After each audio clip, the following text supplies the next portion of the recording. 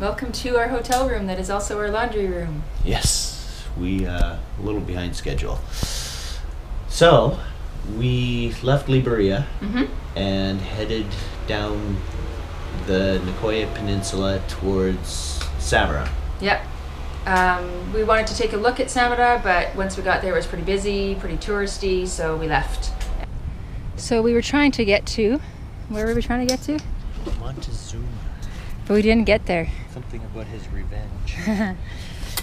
We found a lot of dirt roads and a lot of windy cliffside, curvy roads on dirt that are not easy to go very fast on. It's also really warm today. How warm is it today? Well, I just used some water to wash the dirt off my face because the dirty road was... So that's not all sweat. It's no. But it pretty much could be because that's Well, how hot it is today. Yeah. I washed my face too. This is water I washed. And kept going to Montezuma on the tip of the peninsula. There's no pavement between Samara and Montezuma. The mariachi band lied to us. Yeah, everybody lied to us. Oh, it's only an hour. And then the next guy, oh yeah, it should only take you an hour. And then the next guy, oh, it should take you about an hour. And all of them were an hour apart from each other. Yeah, so it was a challenging road, lots of dirt. It was so dusty when a vehicle so passed. hot, too. This cloud of dust would stick to your sweat and get inside your eyeballs, and it felt like there was sandpaper rubbing your eyeballs.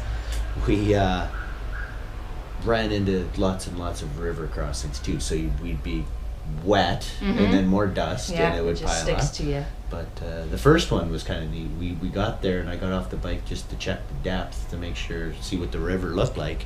And Another bike came along. Another bike came along the other direction, so they tried crossing over and saw us, and They weren't going to stop because they thought we were Americans, but then they saw the Canadian flag sticker and decided so to they stop. stopped. So yeah, we sat by the side of that river for a good hour or so. They with pulled them. out their coffee kit, they made some coffee, we sat and chatted for an hour in the middle of the road in the river. And yeah, they were from Costa Rica, but originally from Denmark. And they've lived there for years now.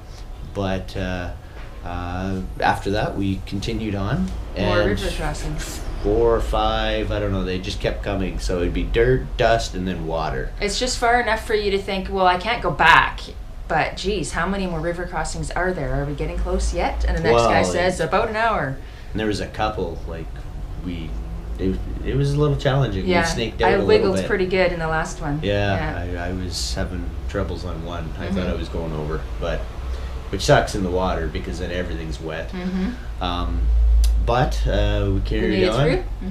Ran into a herd of cows that wouldn't get out of the way, and they really couldn't. The banks were so steep on the side of the road that We were blowing just the horn and funneling put it. And yeah, so I ended up herding this herd of cow down the road. I'm sure For a the little farmers, for a little while, until they finally found a break and we could get through. Then we got to Montezuma and we stayed there. Yeah, it was beautiful. And then when we left, we came back the northern side of the peninsula. So a little bit of dirt, but nothing like before. Yeah. But Montezuma was nice. We did some exploring, found a waterfall. It was nice, quiet. Beautiful beach. All sorts of creatures living on that beach. Yeah, lots of them. Yeah. But it was nice. It was nice. We spent just one night there and then carried on, hit the bridge to cross off the peninsula and went into San Jose, where we got a chance to see a old friend from last year, Andres, who's with us today. Yeah? And he joined us for a day and took us down to not the peninsula, the mainland, Paco, and where after that? We saw alligators. Yeah, he took us to go see the crocodiles. Crocodiles. Yeah. Lots of crocodiles. Big ones. They were, it was neat. And then, we toured around until almost dark. And then we split ways with Andres. He went back home to San Jose, and we kept going to Uvita. Yeah. Quiet, tiny little place on the ocean. Really quiet. And there was a thunderstorm rolling in. And no electricity. So the town was out of power, and we rolled in. In the dark. And they were full. Yeah. They sent us to another hostel. And it was wet. Yeah, so we stayed there for a couple days.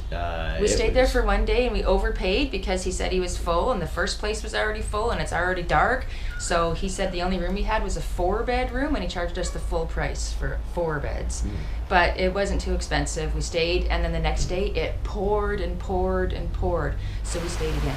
Yeah, but it was nice. And then we made it to the Panama border and actually after Grant had a shower. Yeah, after Grant had a shower and we headed towards Panama, where sort of the next leg of our adventure continues. Yep. All right.